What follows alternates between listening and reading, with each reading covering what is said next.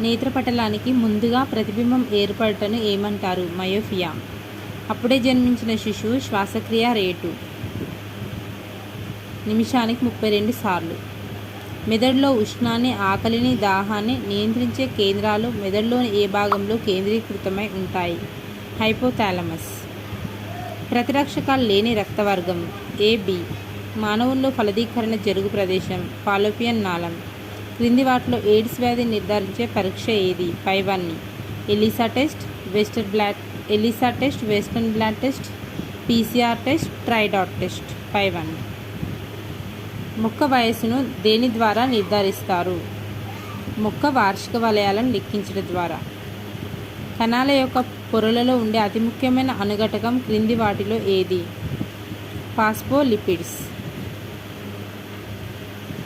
Please like the video.